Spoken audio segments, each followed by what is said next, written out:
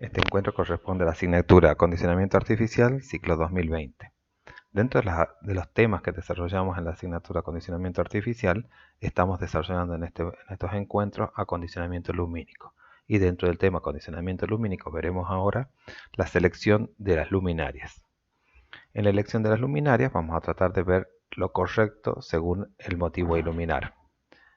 Hemos hablado en otro de nuestros encuentros de la división entre concepción y diseño, diciendo que concepción es la idea, es lo que hay que definir en la primera instancia, tener una idea de qué es lo que queremos hacer, es el qué, y en el diseño es la tarea, la misión del diseño es la de representar, de relatar cómo va a ocurrir eso que se ha definido, y para eso puede hacerse de muchas maneras.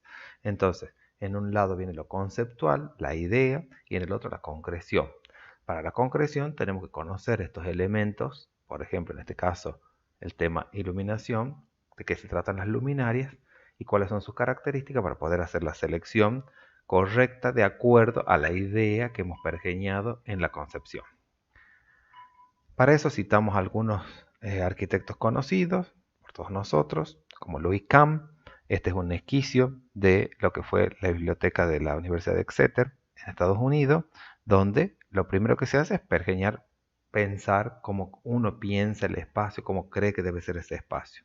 Y luego, en la concreción, ¿cierto? Todos los elementos constructivos, en este caso, mucho uso de la iluminación natural, un atrio central para proveer iluminación bilateral, es decir, las fachadas exteriores, y en un interior bien iluminado para iluminar bien la biblioteca. En este otro caso, un proyecto de Richard Rogers y Renzo Piano en la ciudad de París. Ustedes ven la regularidad en las alturas de la ciudad de París y vemos algo que sobresale acá. Ellos ganaron un concurso en los años 70 para construir el centro Georges Pompidou. Y estos esquicios son también originales de ellos, donde plantean una idea muy simple de una estructura que permita grandes luces, donde se puedan desarrollar actividades de exposición, actividades de recreación. Entonces, todo el edificio se pone en función de estas premisas que se esbozan desde la concepción misma del edificio. Y ya en la concreción se ve, por ejemplo, que se sacan hacia el exterior, hacia las fachadas, muchas funciones que a veces habitualmente están albergadas en el interior, como por ejemplo, mucho de la estructura y mucho de las circulaciones y las respectivas instalaciones sanitarias. Y entonces se generan estos grandes espacios que vemos acá en la foto, ¿sí? Donde se permiten instalaciones, donde se permiten muestras temporales, muestras permanentes. Y en la fachada vemos, por ejemplo, acá todas las escaleras mecánicas están sacadas al exterior y se van uniendo en cada piso y gran parte de lo que es la parte estructural de la fachada. Y luego también las instalaciones, ¿sí? Puestas como parte de una gran fachada con distintos colores, presentadas, digamos, a propósito, así. Y acá volvemos a ver el esquema general que se había visto en la concepción del edificio, donde la estructura ofrece una parte importante de su definición. Este es otro ejemplo de un estudio canadiense donde se le proponía hacer una ampliación de la escuela de arte y un edificio ya existente había que agregarle otro edificio. Entonces vemos acá un pequeño esquicio a nivel acuarela, ¿sí? Donde aparece como una gran caja de lápices puesta sobre el otro edificio. Y vamos viendo la definición que luego tiene la arquitectura, ¿sí? Este era el edificio original. Este es como si fuese emulando una caja de lápices, con las ventanas, acá vemos las ventanas, y vemos los lápices que son unas grandes estructuras de colores ¿sí? Que sostienen esa caja. Y vemos la conexión de la circulación vertical entre ambos edificios, ¿sí? Este otro ejemplo es de Daniel Libeskind, cuando tiene que hacer también una intervención en el Royal Ontario Museum, en la ciudad de Toronto, y donde a partir de un edificio clásico ¿sí? Se propone una ampliación, y esa ampliación se propone como una ruptura total con lo existente. Entonces, esta es la concepción de esa idea. ¿Sí? Podría haber sido una ampliación que siga los cánones tradicionales, pero acá se trata de romper sobre todo con el concepto de ortogonalidad. Y entonces, en la definición de ese diseño, digamos, están estas formas, ¿sí? Y acá vemos la fachada original y la ampliación, que es como el aterrizamiento de otro edificio que se yuxtapone con la forma del edificio tradicional. Y acá lo vemos que no solamente la forma, sino también las texturas, ¿sí? De texturas más rugosas, de texturas más lisas, espejadas, y como decía anteriormente, se rompe con cualquier ortogonalidad de pisos, techos, paredes, ¿sí? Y eso se va viendo en distintas escalas a medida que uno va ingresando e interactuando con el edificio. Se lo ve desde afuera y también se lo ve en los interiores, donde las escaleras, las ventanas, los elementos de iluminación natural y artificial también tienen formas no ortogonales en su mayoría. Entonces, tratamos de respondernos los interrogantes del proyecto de iluminación, tanto en la concepción como en el diseño. En la concepción dijimos, bueno, conceptos, sensaciones, las lecturas de las formas, del espacio, los materiales, el estilo. Entonces tenemos una idea. Esa idea la tenemos que llevar a lo concreto en el diseño. Y entonces acá vemos la distancia, por ejemplo, la secuencia espacial o de recorrido, que puede ser en el exterior de un edificio con una fachada, puede ser al interior de un edificio cuando lo vamos recorriendo. Pensemos en una iglesia, en un hospital, en un hotel, en un salón de actos, en una escuela o incluso en las viviendas. Y entonces nos preguntamos, ¿qué colores se pueden usar? ¿Qué potencias de lámparas podemos utilizar? ¿Qué distribución de intensidades tiene que tener para que se genere ese efecto que hemos concebido en la primera etapa? ¿Dónde quisiéramos colocar los artefactos? ¿En el piso, en las paredes, en el techo? ¿Dónde los podemos colocar desde el punto de vista constructivo? ¿Cuántos serán necesarios de esos artefactos? ¿Qué espaciamiento van a tener entre ellos? ¿Qué costo tendrán? Porque también es un limitante cuando uno va a diseñar algo, que es lo que, no solamente lo que quiere, sino lo que puede adquirir con el presupuesto disponible. ¿Y qué implicancias constructivas van a existir? Por ejemplo, nosotros ya hemos definido en las unidades anteriores el tipo de aire acondicionado, su distribución y los elementos acústicos que acompañan al diseño, tanto en los elementos constructivos del envolvente como en las superficies interiores de los locales. Y esa distribución de los materiales y los elementos en el interior del local puede que sean también, haya que atenderlos a la hora de pensar dónde y cómo se coloca la iluminación. Entonces, vamos a hablar de las luminarias. Luminarias definimos como una fuente luminosa que se compone de dos partes, digamos, el artefacto y la lámpara. Ambos conforman el concepto de luminaria. Entonces, si decimos que está compuesta por lámpara y artefacto, vamos a ver cuáles son las características que nos interesan a la hora de decidir el tipo de lámparas, por ejemplo. Y decimos que hay 4 parámetros que priorizamos nosotros en la selección de las lámparas: temperatura de color, índice de reproducción cromática, vida útil y el rendimiento. Y por otro lado, en el artefacto tenemos en cuenta la distribución luminosa, es decir, la distribución de intensidades, el sistema de montaje, el tamaño y el peso relativo de los artefactos y su índice de estanqueidad. Ahora bien, nosotros la información, ¿de dónde la obtenemos? Generalmente de los catálogos de los fabricantes, es decir, la industria luminotécnica es la que nos provee de estos datos que necesitamos, ¿sí?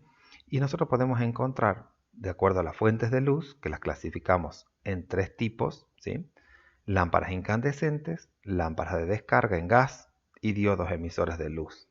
Estas 3 tecnologías son las principales tecnologías que nosotros conocemos y que al día de hoy todavía se encuentran vigentes. Dentro de las lámparas incandescentes hablamos de las lámparas estándar y de las lámparas halógenas. Dentro de las lámparas de descarga en gas hablamos de los distintos tipos de gas en los que se descarga una corriente eléctrica: el vapor de mercurio y el vapor de sodio. En el vapor de mercurio tenemos las lámparas de baja presión o los fluorescentes que conocemos habitualmente, y las de alta presión tenemos las estándar, las de color corregido, las mixtas y los halogenuros metálicos. Y en las de vapor de sodio tenemos las de baja presión y las de alta presión. Por ahí las que nosotros podemos conocer de los usos que todavía existen en nuestra ciudad sean las de vapor de sodio de alta presión, que son ese color amarillento de la iluminación vial que tenemos en algunas partes de la ciudad todavía, a pesar de que ya hay una gran renovación hacia los diodos emisores de luz, que son los LED. Bien, hecha esta clasificación, vamos a hablar ahora de las características de los parámetros de selección de las lámparas, ¿sí? Dijimos que íbamos a tomar 4 en este caso: la temperatura de color, que se expresa en Kelvin; la reproducción cromática, que se expresa en porcentajes; el rendimiento luminoso en lúmenes por vatio; y la vida útil en horas. La temperatura de color medida en Kelvin. Es una magnitud psicofísica que se obtiene por comparación de la emisión de luz de una lámpara con la de un patrón. Ese patrón es un cuerpo negro que se calienta a distintas temperaturas y esas temperaturas se van midiendo, ¿sí? Esta curva que ven acá negra sobre el gráfico de colores describe el aumento de la temperatura a partir del primer calentamiento que recibe ese cuerpo negro, y ese cuerpo negro va cambiando de color a medida que se le entrega más calor. Y entonces esos cambios de color son los que clasifican a las temperaturas de color que se llaman. Es decir, a raíz de un incremento en la temperatura va cambiando el color. Y entonces en el primer segmento, ¿sí?, encontramos las temperaturas cálidas que se llaman, ¿sí?, que es a menos de 3500 Kelvin, ¿sí? Luego pasamos a las medias o la parte neutra, ¿sí?, que es entre 3500 y 5000 Kelvin. Y al final, la última parte, cuando ya está prácticamente en un punto de fusión, estamos en las temperaturas frías, que son de más de 5000 Kelvin. Entonces, esta magnitud psicofísica que se obtiene por comparación de la emisión de luz de una lámpara con la de un patrón, el patrón es de este cuerpo negro, que va cambiando de color a medida que se entrega el calor, y esas temperaturas que se registran y sus colores son los que clasifican a las lámparas. Entonces, cuando hablamos de lámparas cálidas, es menos de 3500 Kelvin. Y cuando hablamos de frías, por ejemplo, más de 5000 Kelvin. Y en el medio están las medias o neutras, que serían entre 3500 y 5000 Kelvin. Es paradójico que justo cuando hablemos de cálidas sean en realidad las que tienen la temperatura más baja, pero esto ocurre justamente por la metodología que se ha utilizado para definir este parámetro. Y entonces hay que tener en cuenta que cuando hablamos de cálidas son menos de 3500 Kelvin y frías son más de 5000. Y acá podemos tener una muestra aproximada de cómo se ven un tipo de lámparas. Acá vemos desde 1000, 2000, 3000, 4000, 5000, 6000. Vamos viendo cómo va cambiando el color de la luz, ¿sí?, en función de este parámetro que hemos definido, temperatura de color. Entonces, acá tenemos dos comparaciones de dos lámparas, una Soft White Glow y la Crystal White Glow, una de 3000 y otra de 5000. Entonces, según lo que nosotros tengamos pensado como parte de nuestra concepción de la iluminación del local, tendremos que tener en cuenta la selección de la temperatura que acompañe esa intención que nosotros tenemos, ese concepto. Cuando hablamos de reproducción cromática, hablamos de reproducción cromática porcentual, porque es la capacidad de una lámpara para reproducir los colores en comparación también con una fuente de luz patrón, que se ha tomado durante muchísimos años la lámpara incandescente común como la lámpara patrón para ver qué tipo de colores es capaz de reproducir la lámpara. Si ustedes recuerdan, cuando hablamos de iluminación interior y vimos los parámetros de la iluminación interior, vimos algo del color de la luz y dijimos que hay parámetros también para eso, definidos por las normas, que dependiendo si las tareas implican un juicio sobre los colores, debe ser unos valores altos de reproducción cromática. Y a medida que las tareas requieran menos discriminación de los colores, irán bajando. Es lo que tenemos acá en esta columna, ¿sí?, donde dice tareas que implican un juicio sobre los colores, y después trabajos industriales con tareas visuales fáciles, por ejemplo, ya tenemos menos, entre 40 y 60%, y lugares con mínima exigencia visual, entre 20 y 40% de reproducción cromática. Quiere decir, es la capacidad de reproducir los colores. Tengo que aclarar que estos conceptos se están revisando en este momento a la luz de lo que plantean las nuevas tecnologías de los diodos emisores de luz que tienen diferencias respecto de la nomenclatura tradicional. Y entonces, esa reproducción de color nos va a permitir que los objetos que nosotros tengamos, los colores que nosotros usemos en los espacios, se vean diferentes. Entonces acá tenemos desde un 100% de índice de reproducción cromática a un 70%, y podemos ver el mismo objeto como va cambiando su aspecto según la luz es capaz de reproducir sus colores. Lo mismo pasa acá en esta muestra, donde vemos telas, los colores de la piel, el rostro, el pelo y la bolsa de colores, cómo tiene una apreciación totalmente diferente entre un índice de reproducción cromática de 50%, variando al 70, al 80, al 90%. Entonces, va a tener que ver con las decisiones que nosotros tomemos y el tipo de funciones a las que tenga que servir esa iluminación que estamos tratando. Cuando hablamos de rendimiento luminoso, es un concepto que ya lo habíamos explicado en otro encuentro, pero lo repasamos acá. Decimos que la potencia total de energía que se le entrega a una lámpara para que funcione no siempre utiliza toda esa potencia en la producción de luz, sino que hay pérdidas por calor, es decir, radiación infrarroja, otras radiaciones que pueden resultar invisibles, como los rayos ultravioleta, y finalmente la porción que genera sensación de visión en nuestro sistema visual, que es la luz. Entonces, si el flujo luminoso lo medimos en lúmenes y la potencia en vatios, esto es cuántos lúmenes por cada vatio de potencia que se le entrega es capaz de producir la fuente. Entonces, esa relación entre flujo luminoso y la potencia la denominamos rendimiento luminoso y también viene cuantificada en los catálogos de las lámparas que utilizamos. Para esto vamos a hacer una pequeña aclaración que también es un dato que viene en los catálogos y es la distribución espectral, es decir, cuánta energía emite la lámpara en cada una de las longitudes de ondas. Recuerden que hablamos de entre 380 nanómetros a 780 nanómetros como el rango visible. Y dentro de ese rango, acá está, por ejemplo, la descripción de una lámpara, ¿no es cierto?, donde nos dice cuánto emite en cada una de las longitudes de onda. Y como vemos en esta, vemos que tiene bajas emisiones en la parte de los azules y algo bajo también en los rojos y va creciendo a medida que se acerca al centro del diagrama de distribución espectral. Y sabemos nosotros, también por lo que hemos visto en encuentros anteriores, que nuestra sensibilidad espectral en el sistema visual humano tiene una sensibilidad mayor en el rango medio de las longitudes de onda. Es decir, que si una lámpara tiene capacidad de emitir energía en forma de luz dentro de nuestro rango visual por un lado y favoreciendo a nuestra sensibilidad espectral, va a tener un mayor rendimiento luminoso. Acá tenemos dos casos, una lámpara A y una lámpara B. Y estas son las emisiones en cada una de las longitudes de onda, ¿sí? Entonces, vemos, ¿sí?, si observamos, veremos que hay una que tiene más emisión dentro del rango visible y por lo tanto el rendimiento luminoso de A va a ser menor que el de B según vemos en este gráfico. Ahora, volvamos a los catálogos de lámparas y veamos qué nos informan estos catálogos de lámparas.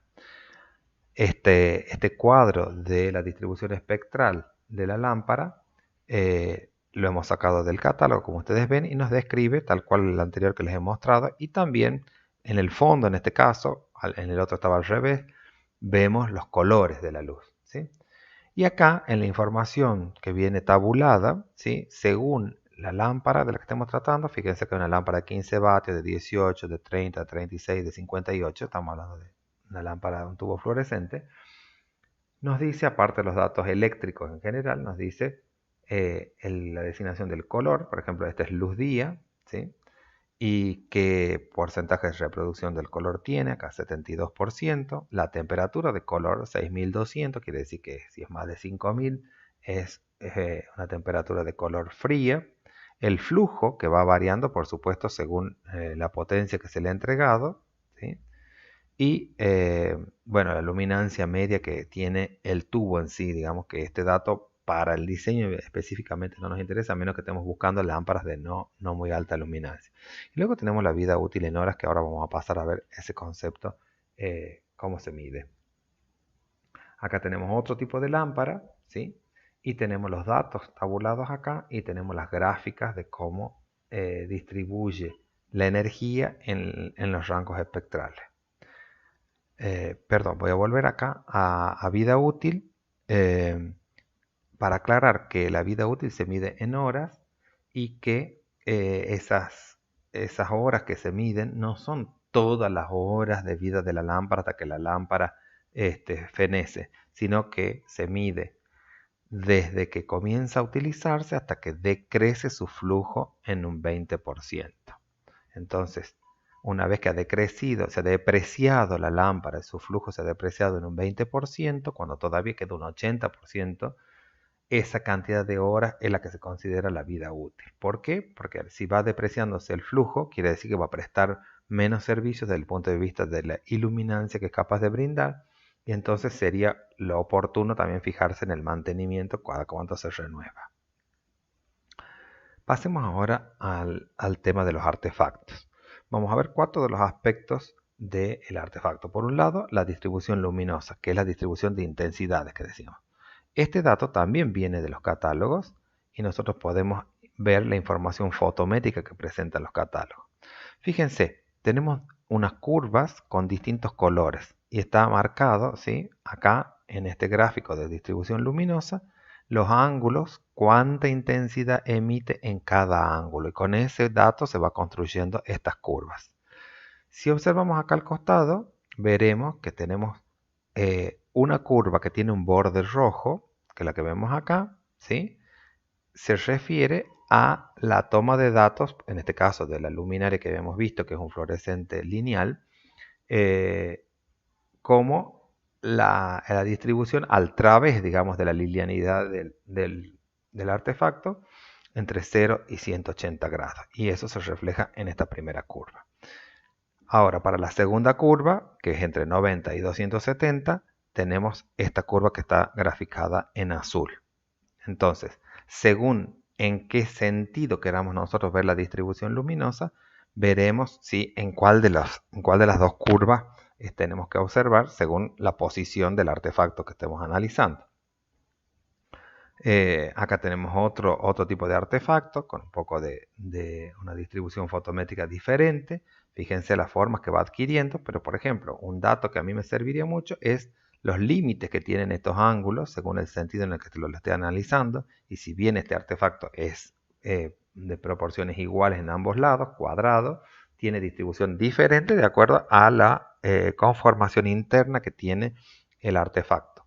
Y entonces, es un dato que nos puede servir, por ejemplo, para pensar el espaciamiento que va a necesitar los artefactos en un espacio que estemos iluminando. Es decir, yo puedo tomar esto como el valor del ángulo, ¿no es cierto?, que podría cubrir pensando en la altura a la que se encuentra y saber cada cuánto necesitaría poner el próximo artefacto. Estos son artefactos más bien de exteriores para fachadas, ¿sí?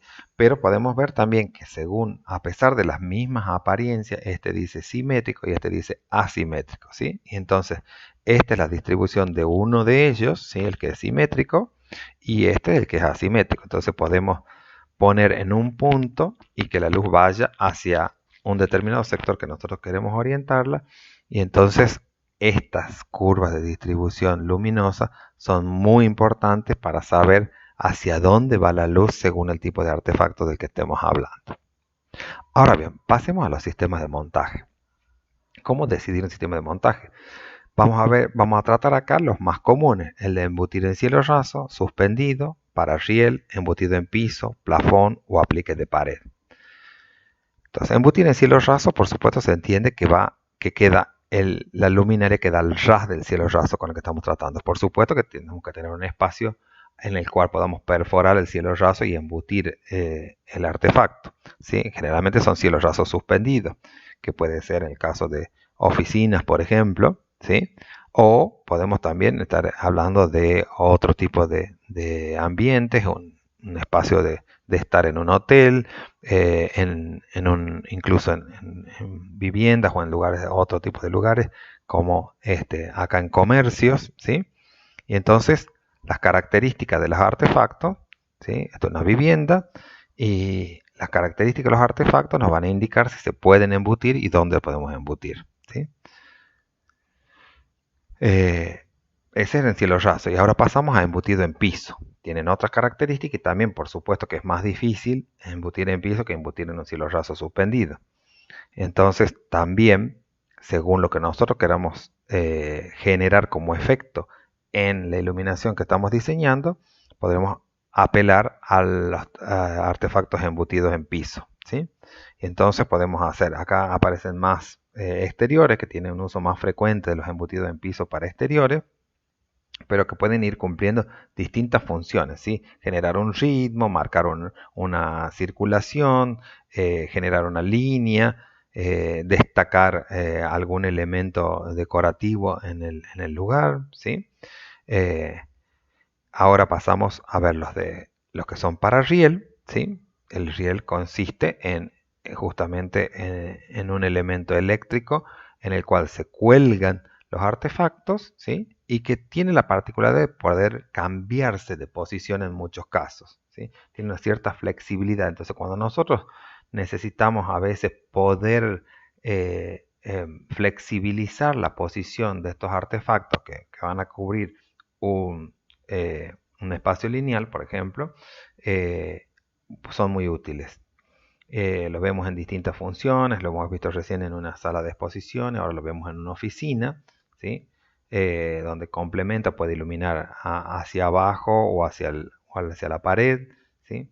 Se está utilizando mucho en remodelaciones de locales comerciales como bares o pubs, donde se da una iluminación, se queda una iluminación como más informal, ¿sí? Es muy usado en todo lo que sea lugares de exposición, ya sean galerías de arte, museos, ¿sí? Locales de venta de cosas que se deben exponer, por lo mismo que dijimos al principio, porque permite flexibilidad. Cuando hablamos de suspendido, quiere decir que está colgado de algún lado, pero que bueno, hay una cierta distancia, digamos, no está adosado, como en el caso anterior en un riel. Acá vemos justo una combinación de unos artefactos suspendidos con cable, ¿sí? Para iluminar este sector de la mesa, pero tenemos acá rieles que están embutidos que permiten otro tipo de iluminaciones sobre los paramentos verticales. O artefactos que son, pueden ser muy decorativos también, que estén suspendidos, ¿sí? Y que generan efectos que se combinan con lo que ya se ha decidido en la arquitectura o con la ambientación que se ha decidido dar al espacio, ¿sí? Vienen en múltiples formas y los diseñadores, por supuesto, no se ahorran creatividad para la definición de este tipo de artefactos, que también pueden ser, por ejemplo, para lugares de trabajo, ¿sí? Para oficinas, ¿m? Y entonces hay multiplicidad de oportunidades generadas por la industria luminotécnica también en este tipo de artefactos. Y todo depende de lo que nosotros necesitemos y de las posibilidades que tenga el local del que estamos hablando.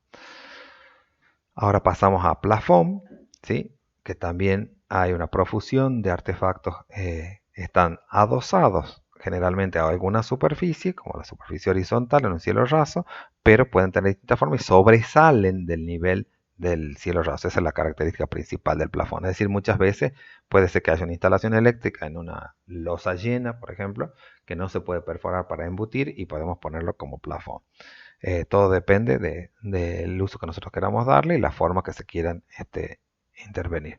Vemos que hay de todos los modelos, distintos tipos, para vivienda, para industria, para oficinas, ¿sí? Este, y, y ahora vemos apliques de pared. Los apliques de pared, por supuesto, son un artefacto que va adosado a la pared y que puede tener distintas formas de distribución de la iluminación a partir de allí, ¿sí? Acá vemos dos casos, acá vemos casos de vivienda, por ejemplo, en interiores, ¿sí? Suelen ser, como en este caso, por ejemplo, pueden redirigir la luz hacia arriba y por reflexión en el cielo raso generar una iluminación muy homogénea. La idea en estos casos, por ejemplo, es que no sea algo que en el ángulo de visión del observador quede incluido, digamos, la fuente en sí misma. No estoy viendo la fuente, estoy viendo el artefacto, ¿sí? Lo mismo pasa acá, donde se resaltan texturas en artefactos adosados a la pared, o en este otro, donde arma un conjunto, digamos, que completa una ambientación de un espacio, o de artefactos más tradicionales puestos donde sí tengo la luz en el ángulo de visión del observador. Habiendo visto los distintos sistemas de sujeción, pasamos ahora a tamaño y peso relativo. Estos son elementos que tenemos que buscarlos también en los catálogos, donde se indica generalmente tamaño, las dimensiones, ¿sí? Del artefacto, En el caso, por ejemplo, de embutir, nos interesan no solo las dimensiones exteriores, sino los espesores que se van a poder embutir para saber si el artefacto cumple con los requerimientos que nosotros tenemos. Y esa información también la tenemos que buscar en algunos de detalles. Por ejemplo, acá tenemos algunos de los datos, como por ejemplo el índice de estanqueidad que vamos a ver enseguida. Y en cuanto a las dimensiones, fíjense, muchos fabricantes muestran, de acuerdo a cada modelo, muestran las dimensiones exteriores del artefacto, cómo va a quedar, y las dimensiones que debe tener los orificios en los que se van a introducir, por ejemplo, cuando se trata de embutir. Y vienen muchas especificaciones cada vez más en los catálogos que nos permiten hacer la previsión antes de comenzar la colocación de cómo debiera ser, cómo debiera dejarse, por ejemplo, el cielo raso perforado o no, en qué lugares para la ubicación de las bocas que van a atender a cada una de las luminarias que estamos pensando colocar. Con respecto al índice de protección, las siglas IP se refieren a eso, a índice de protección, y van acompañadas de 2 dígitos generalmente. El primer número indica la protección contra los objetos y la entrada de polvo, es decir, el ingreso de partículas. Y el segundo, la protección contra el agua, es decir, la estanqueidad contra el agua y la humedad.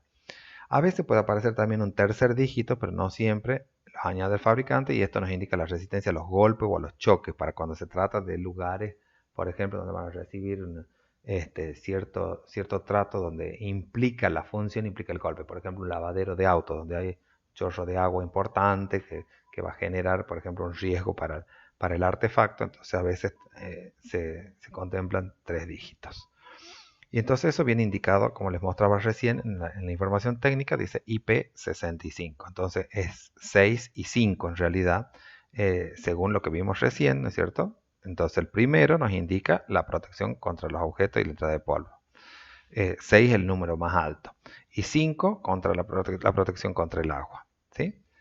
Con esto concluimos este encuentro y les doy las muchas gracias.